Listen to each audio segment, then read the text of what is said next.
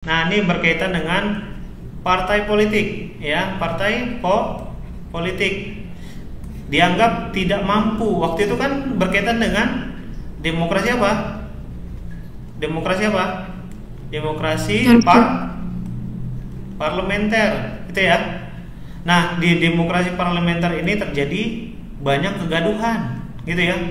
Maksudnya kegaduhan ini apa?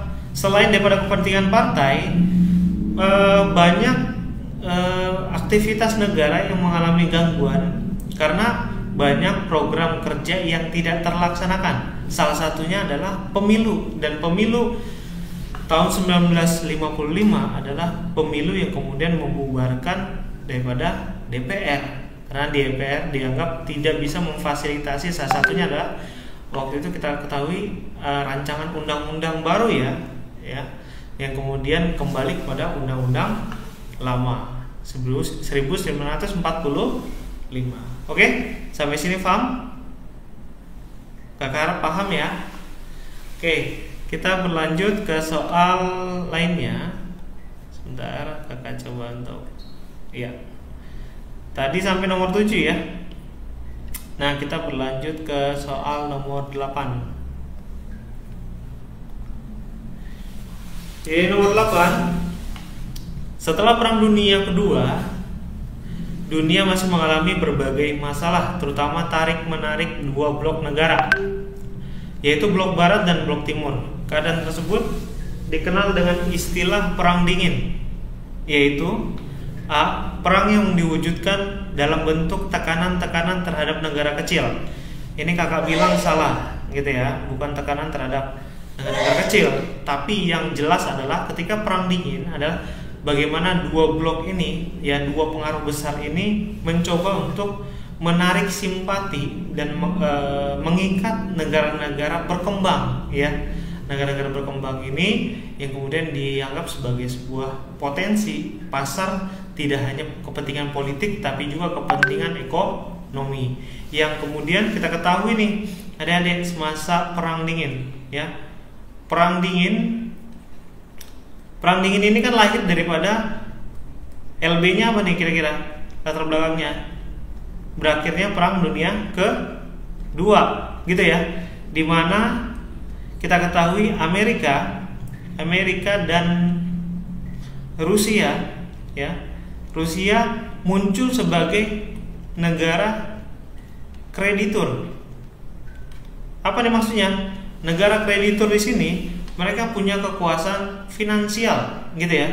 Finansial dari hasil Perang Dunia Kedua semasa lampau, gitu ya. Jadi dengan kemampuan finansial ini mereka mencoba untuk menjembatani daripada kepentingan politik mereka. Nah, muncullah si Amerika dengan politik yang kita ketahui waktu itu dengan Marshall Plan, gitu ya. Marshall Plan-nya. Nah, dibalas oleh Rusia dan kawan-kawan dengan Molotov, ya, Molotov Plan-nya. Nah, kedua-dua daripada kebijakan ini berdampak besar terhadap masyarakat dunia, karena imbas daripada Marshall Plan tidak hanya bisa mempengaruhi secara kemampuan finansial, tapi juga bagaimana pengaruh ideologi, supremasi hukum, dan juga kepentingan politik, bahkan konflik negara-negara tertentu dimobilisasi oleh kedua negara ini. Oke, paham sampai situ ya? Penjelasan kakak paham? Oke, kita lihat lagi poin yang B-nya. Perwujudan perbedaan ideologi. Kalau hanya sebatas ideologi, mungkin tidak sampai membuat, ya, banyak permasalahan. Kan kita ketahui Perang Dingin ini akhirnya berdampak bagi negara-negara berkembang, ya. Contohnya apa nih kira-kira, Dedek?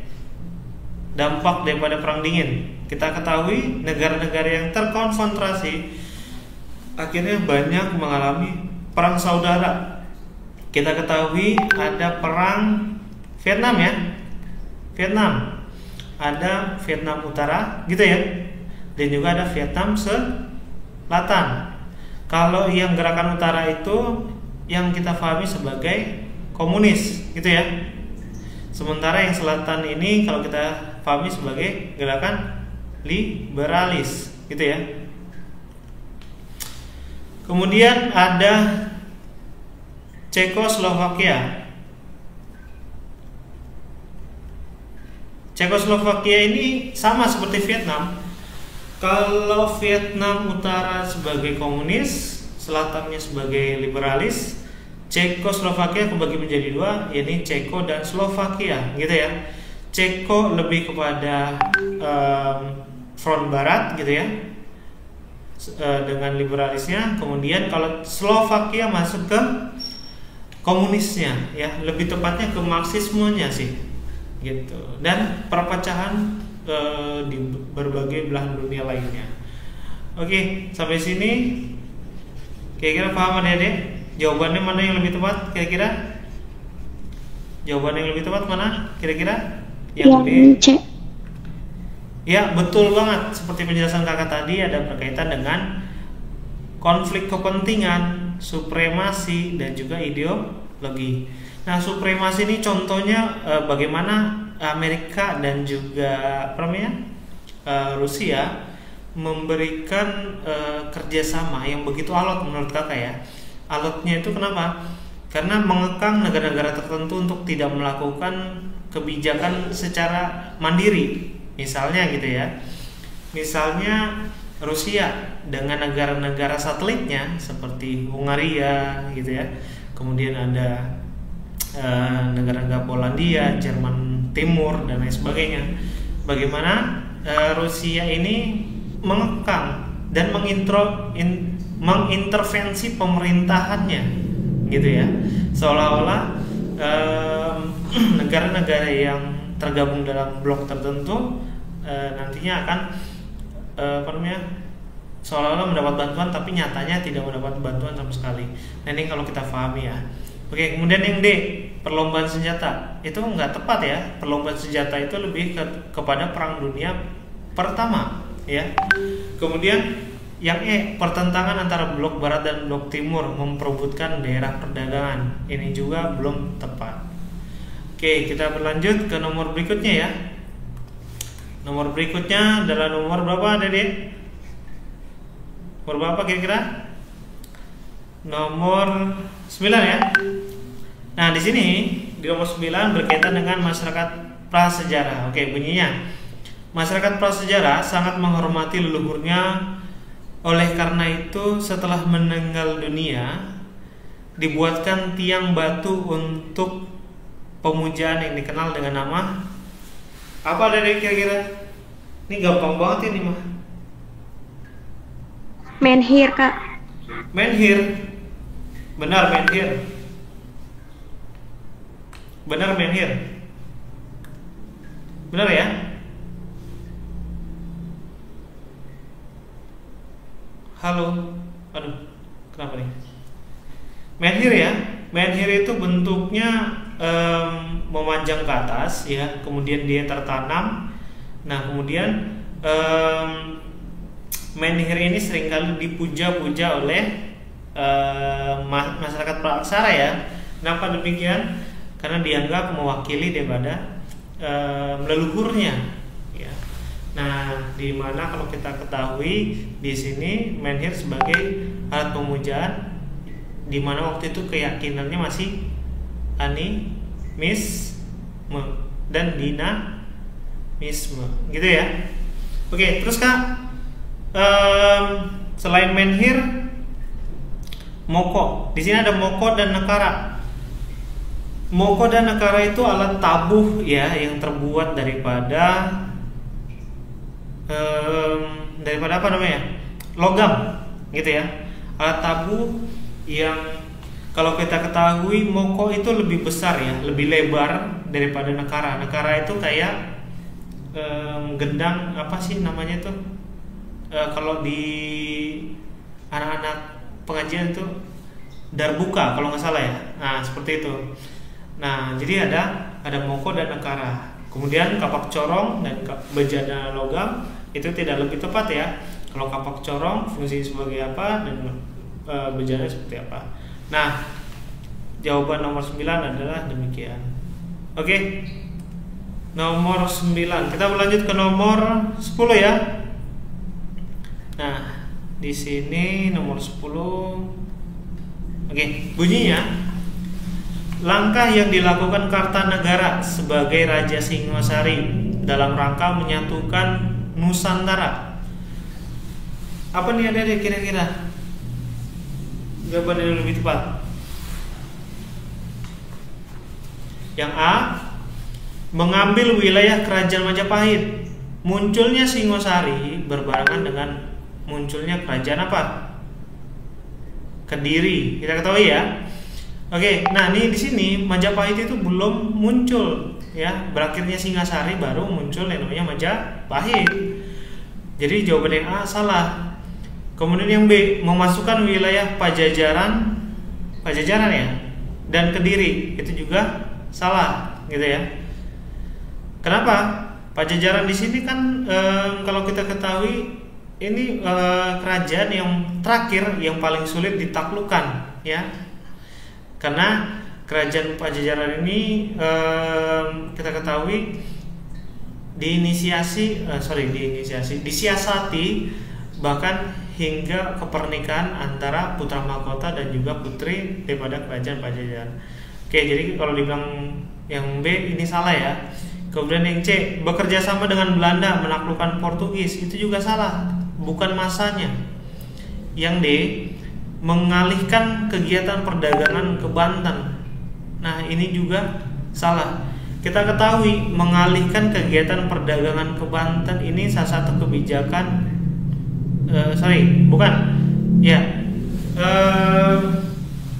semasa Malaka dijatuhkan oleh Portugis ya. Kalau mengalihkan kegiatan perdagangan, lebih tepatnya pelayaran ke Banten ya, di mana Banten waktu itu menghasilkan lada hitam. Nah, jadi jawaban yang tepat adalah yang berkaitan dengan ekspedisi Pamalayu. Nah, buat adik-adik, ekspedisi Pamalayu pasti kalian udah tahu ya. Ekspedisi Pamalayu di sini kita ketahui berkaitan mulanya ya. Kalau kita bilang mulanya itu buah kerjasama ya. Jadi hubungan yang harmonis antara Raja Singosari dengan raja yang namanya Damasraya gitu ya. Nah, kalau Singosari itu di Jawa Timur ya, sementara Damasraya ini di Sumatera Barat gitu ya. Nah, berawal kerjasama tersebut baik, namun raja daripada Damasraya ini melakukan penolakan gitu ya, penolakan yang kemudian Raja Singasari memberikan imbas penolakan itu dengan mengirimkan 4.000 pasukan gitu ya, 4.000 tentaranya yang dikirimkan ke sana untuk melakukan ekspedisi Pamalayu. Jadi ekspedisi Pamalayu yang berawal positif menjadi negatif gitu ya. Dan hal tersebut merupakan satu sejarah yang kita ketahui penaklukan wilayah Sumatera. Itu ya Dede ya. Oke, kita lanjut ke nomor 11. Nomor 11 bunyinya, oke, seni logam hias India yang mempengaruhi seni bangunan punden berundak bangsa Indonesia dapat dilihat pada. Oke, adik-adik mungkin tahu punden berundak itu apa artinya? Ada yang tahu artinya punden berundak? Pasti tahu ya. Punden berundak itu kan bangunan besar, kita pahami ya. Jadi punden berundak itu salah satunya, contohnya apa? Kalau di Mesir itu kita ketahui sebagai piramida yang Mesir ya. Kemudian ada yang di Aztec juga ya, piramida Aztec. Ini tadi Mesir ya. Kemudian bangunan lainnya, salah satunya adalah candi, gitu ya. Candi adalah bangunan punden berundak Nah, kita ketahui punden berundak ini kalau di zaman praaksara ya, sebelum kehadirannya tulisan, sebagai hasil kebudayaan daripada megalitikum atau batu besar. Oke, nah di sini kalau kita ketahui punden berundak ini salah satunya adalah candi, berarti ada dua kemungkinan nih antara candi Prambanan dan candi Borobudur, gitu ya. Nah, kalau di Prambanan itu tidak banyak ditemukan relief, tapi kalau di Borobudur ditemukan banyak relief. Nah, relief ini yang kemudian dipengaruhi oleh ragam hias India. Kenapa demikian? Karena relief ini yang kemudian bercerita tentang banyak kisah Mahabharata ya. Yang kalau kita ketahui ada beberapa kisah ya. Salah satu relief yang terkenal bercerita tentang Kamawibangga ya, bagaimana kebanggaan daripada masyarakat Hindu Buddha ya, lebih tepatnya pada masyarakat Buddha waktu itu, kalau kita ketahui ya, bagaimana menghapuskan strata sosial dan menjadi sebuah kebanggaan di masyarakat Indonesia waktu itu. Oke, kemudian ada yang lain seperti Lalita Wistana ya, atau Wistara. Kemudian ada Jalaka Awadana ya, kemudian yang terakhir ada Gandau Yuda gitu ya. Nah, di sini yang kalau kita ketahui, jadi ragam hias ini sangat-sangat mempengaruhi daripada Candi Borobudur yang kemudian kita ketahui banyak kisah-kisah daripada agama yang kita ketahui, agama Buddha yang kemudian dituliskan di Candi Borobudur, gitu ya. Oke, kita lanjut. Di nomor 12, salah satu definisi sejarah adalah sebagai ilmu. Nah, ini sedikit menarik. Seringkali adik-adik yang belajar sejarah itu sering ketukar-tukar, gitu ya. Sering ketukar-tukar mana sejarah sebagai ilmu, sejarah sebagai kisah, sejarah sebagai peristiwa, sejarah sebagai seni. Itu harus bisa dipahami ya. Oke, nah pertama yang akan kakak jelaskan berkaitan dengan sejarah sebagai ilmu ya. Ketika sejarah ya sebagai ilmu ini banyak difahami sebagai sebuah metode ya, yang kemudian dikembangkan kebenarannya dan dijadikan sebuah pengetahuan, gitu ya. Kemudian sejarah sebagai peristiwa. Sejarah sebagai peristiwa diartikan sebagai sebuah fakta, ya, sebuah fakta ataupun sebuah hal yang benar terjadi, gitu ya. Nah, kemudian sejarah sebagai apa kira-kira? Sejarah sebagai kisah. Sejarah sebagai kisah kita pahami sebagai rekonstruksi sosial, ya. Nah, salah satunya adalah ketokohan, ya, ketokohan. Nah, ketokohan ini yang kemudian menjadi salah satu alternatif jawaban kita. Oke, kemudian sejarah sebagai apa? Satu lagi, sejarah sebagai seni, ya. Sejarah sebagai seni itu dia bernilai, ada nilai estetik, gitu ya. Bagaimana nilai keindahan di dalam sebuah ilmu sejarah. Nah, kemudian nilai estetik ini yang kemudian membawa kita kepada dunia fantasi. Maksudnya apa dunia fantasi di sini?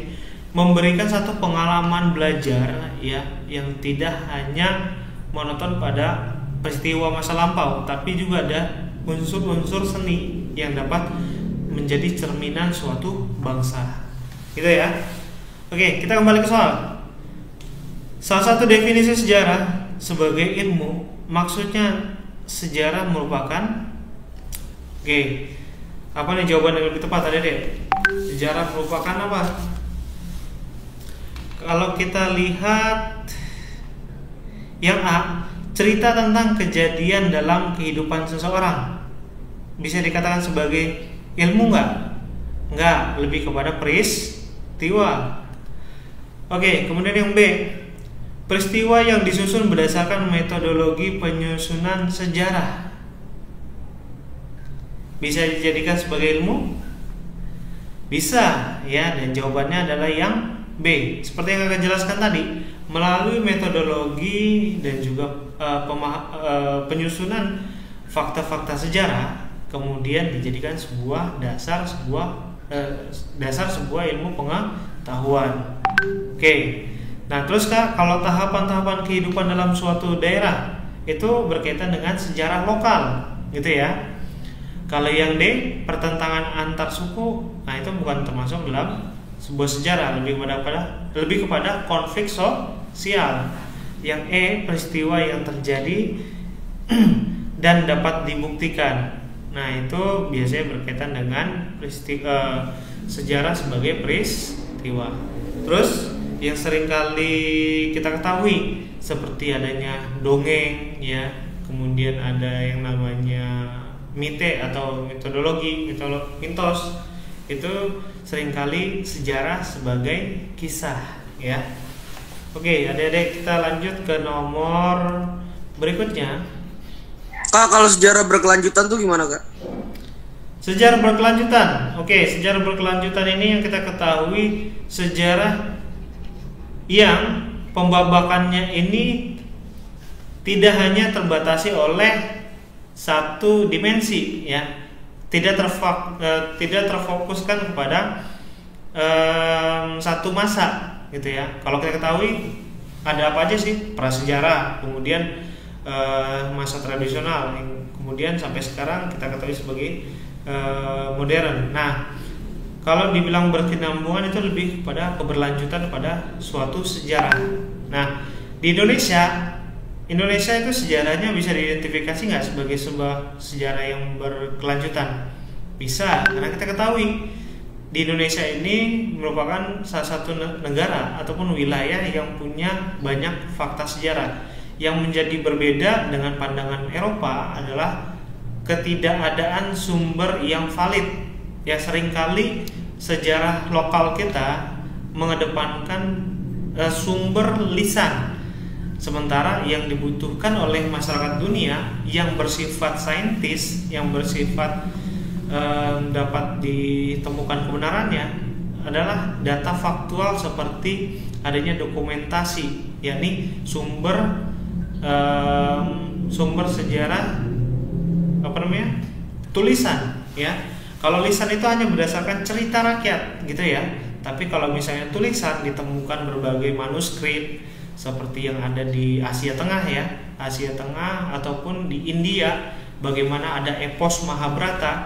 Nah, ini kemudian diangkat sebagai sebuah sejarah berkelanjutan. Nah, Indonesia bisa dikatakan sebagai sejarah berkelanjutan, dan yang terbatas hanya sumber sejarahnya saja. Oke? Paham ya, Dede ya? Kita lanjut ke nomor 13. Sebelumnya kakak geser dulu ya.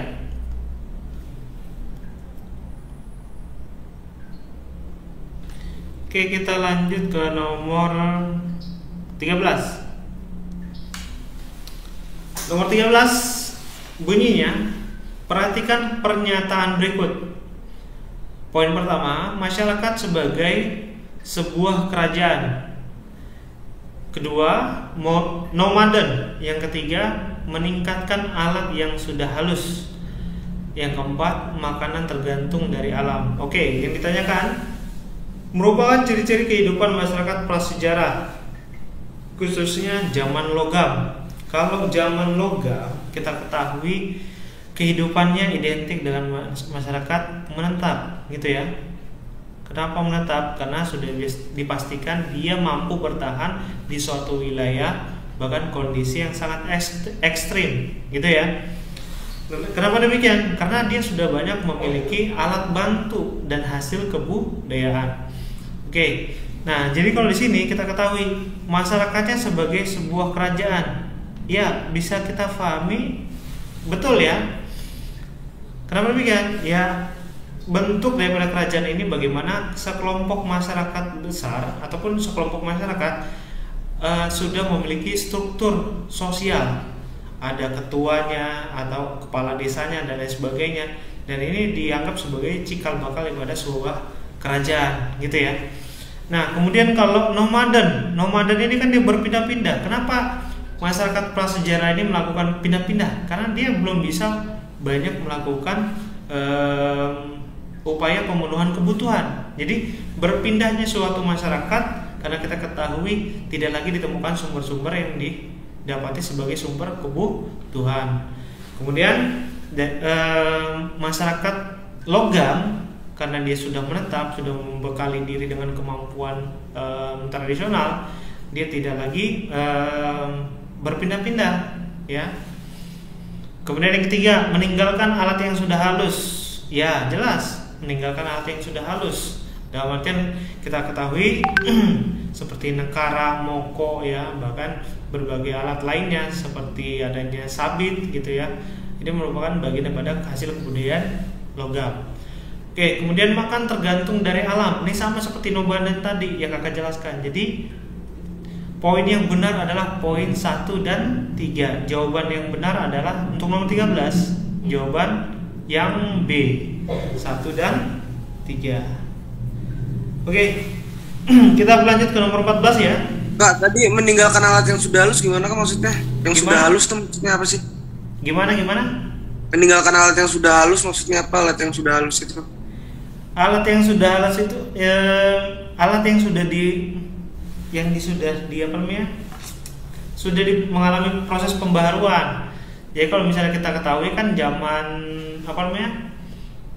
zaman praksara itu kan kebagi menjadi 4 bagian ya. 4 bagian di zaman batu, terus juga 2 bagian di zaman logam, gitu ya. Nah, dimaksudkan sebagai meninggalkan alat yang sudah halus, dia sudah mengalami penyempurnaan yang sebelumnya menggunakan alat bebatuan dan tulang belulang, tapi ketika zaman logam dia sudah menggunakan perunggu, dan perunggu tersebut sudah dibentuk, gitu ya, sudah dibentuk dan tidak lagi menyisakan ataupun tidak ditemukan alat-alat yang sederhana, tapi jauh lebih kompleks penggunaannya. Tidak hanya sebagai alat untuk bertahan hidup, tapi juga sudah berkaitan dengan ritual-ritual keagamaan. Makanya tadi kakak bilang ada nekara, ada moko, ada sabit dan lain sebagainya. Nah, nekara dan moko identik dengan hasil kebudayaan perunggu, sementara seperti sabit ataupun cerulit yang kita ketahui sebagai hasil kebudayaan daripada logam besi, gitu. Oke, paham ya? Ada lagi yang mau ditanyakan? Oke, kita lihat lagi ya nomor 14. Perhatikan pernyataan berikut. Salat berjamaah, masjid dengan atap bertumpang, upacara potong hewan kurban, gerebek maulud. Nah, yang ditanyakan merupakan hasil akulturasi dari budaya Hindu-Buddha dengan Islam. Oke, sebelumnya kita ke pengertian akulturasi. Akulturasi. Apa bedanya akulturasi dengan asimilasi? Ayo, adik-adik, belajar di sosiologi kan? Kalau akulturasi kakak rumuskan sebagai gini, A tambah B sama ya, A tambah B. Nah, kalau akulturasi itu AB ya. Kalau yang asimilasi itu yang C. Kalau A kita identifikasi sebagai masyarakat asli ya. Yang B ini sebagai masyarakat pendatang atau ya pendatang kita bilang ya.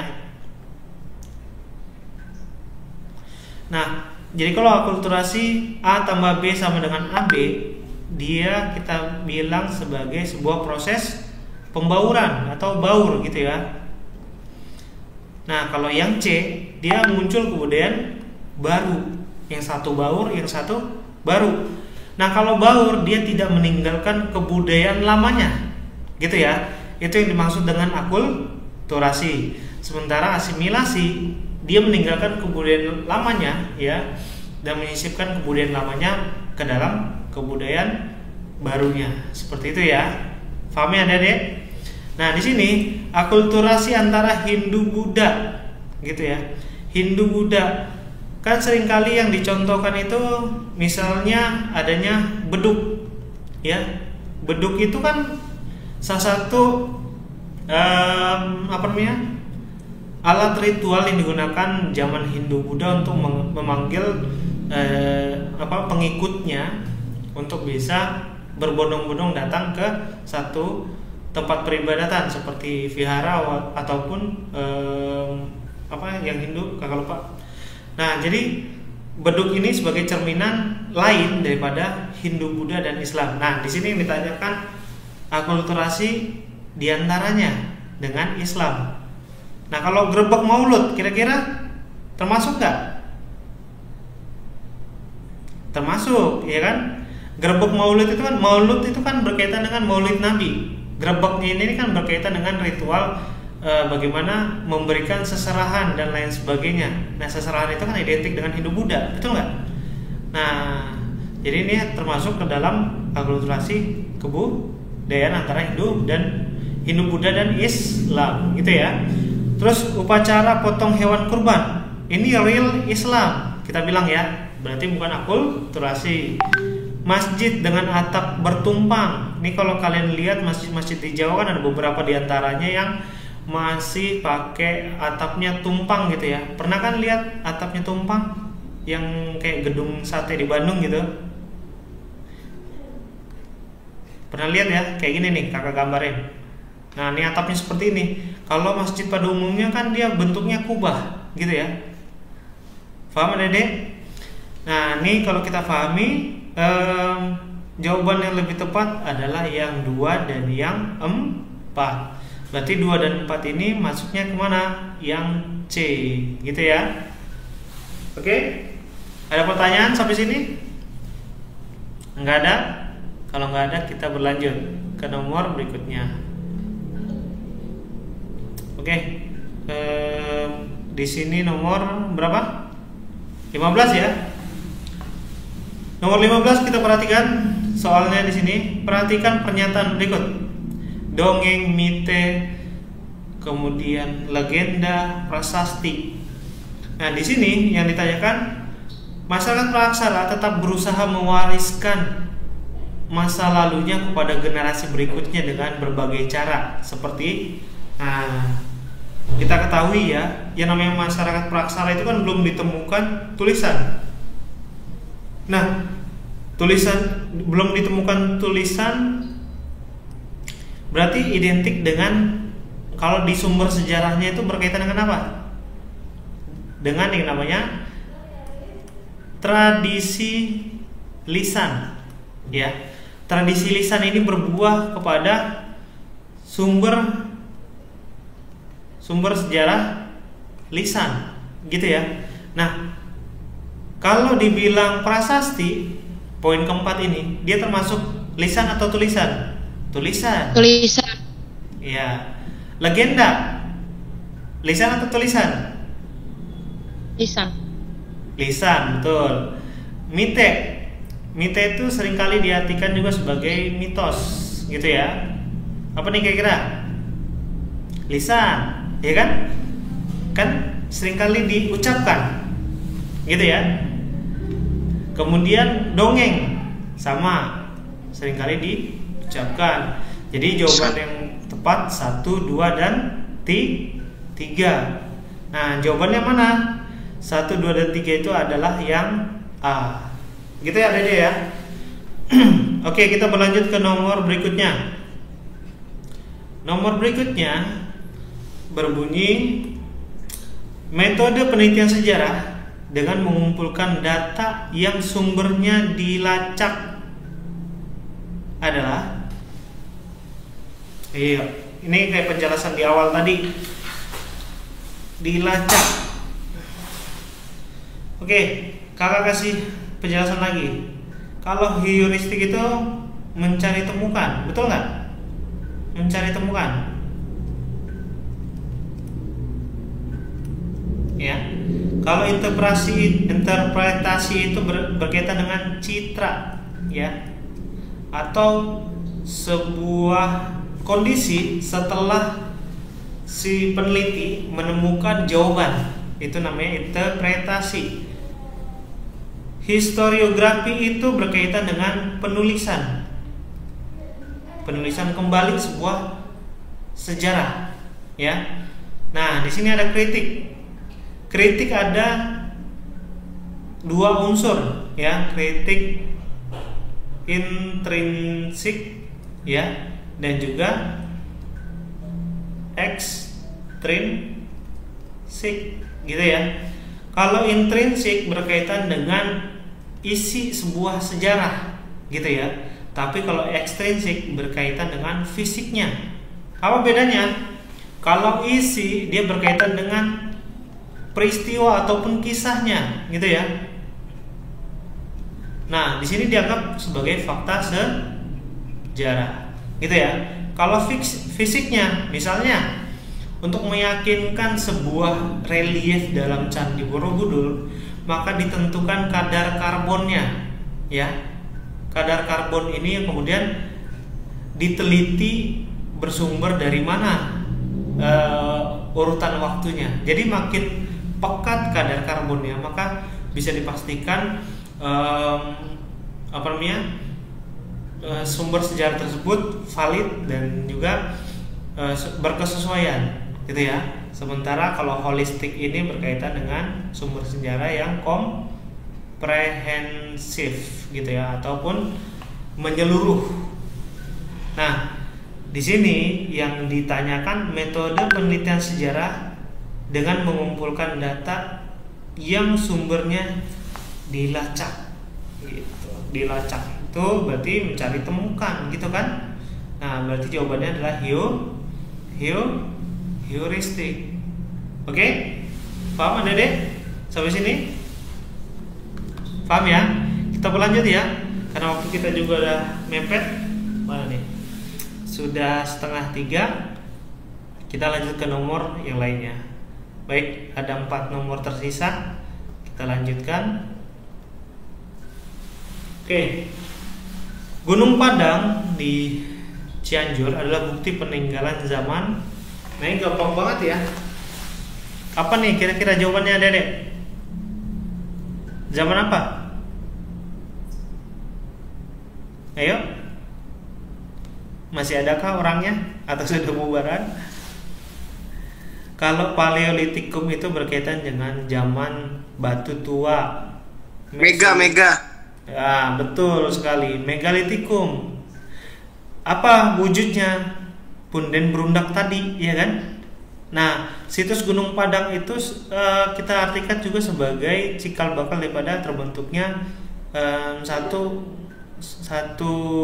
bentuk fisik, ya, pemujaan yang kalau kita ketahui tidak ada ubahnya seperti candi yang ada di Jawa Tengah seperti Borobudur dan Prambanan, gitu ya. Oke, kita berlanjut ke nomor berikutnya. 18. Bangsa yang mendiami lembah Sungai Indus di India. Ayo. Jawabannya apa nih kira-kira? Dravida. Yang iya. A. Yang A ya, Dravida. Selain Dravida ada bangsa apa? Ayo. Yuk. Lembah Arya. Betul. Ada yang pertamanya Arya. Ya. Arya ini yang kemudian kalau kita pahami sebagai orang-orang dari ras Kaukasoid. Ya. Kalau yang satunya Dravida. Ya, berbeda dengan Kaukasoid, dia adalah orang-orang yang hitam-hitam nih, Negroid, ya. Jadi kalau ke India kalian nggak usah heran ada dua kenampakan umum di masyarakat India, ada yang kulitnya putih dan ada yang kulitnya hitam. Nah, kita lihat lagi bangsa Maya. Kalau Maya itu lebih kepada penduduk asli Amerika, ya, betul? Meksiko. Amerika. Ya, betul, Meksiko. Dari apa namanya, hasil kebudayaan bangsa Maya dan Aztec ya, kalau kita ketahui ya. Mongol itu ya orang Asia ya kan. Tajik ini orang mana? Bukan Tajikistan, tapi melainkan orang Persia ya. Gipsi, nah ini Gipsi ini adanya di Eropa, gitu ya. Oke, kita berlanjut ke nomor 19. Kepulauan yang mendapat julukan Spicy Island dan menjadi daya tarik penjajah datang ke Indonesia adalah Maluku. ya, betul sekali, Maluku. Awalnya dari mana? Ternate dan juga Tidore. Gitu ya. Oke, dan yang terakhir nomor 20. Nomor 20 kira-kira apa nih? Adek-adek. Kakak baca dulu ya. Kewajiban VOC yang harus dipenuhi terhadap pemerintah Belanda adalah, ayo, kewajiban VOC yang harus dipenuhi terhadap Belanda. Nih, D. jelasin. Apa? D, Kak. D. Ya. Waktu perang harus membantu pemerintah Belanda dengan uang dan angkatan perang. Maka waktu itu VOC diberikan hak apa? Hak oktroy, itu ya. Paham? Hak oktroy ini yang kemudian dia bisa menerbitkan uang, gitu ya. Bisa juga membentuk angkatan bersenjata, gitu ya. Nah, jadi jawaban nomor 20 adalah yang D, memberikan uang dan juga angkatan perang. Nah, di sisi lain, VOC ini harus bisa bertanggung jawab kepada DPR-nya Belanda, ya. DPR-nya Belanda seringkali disebut sebagai Steden General atau perwakilan umum, gitu ya. Sampai sini ada yang mau ditanyakan, Adek? Ada yang mau ditanyakan kira-kira?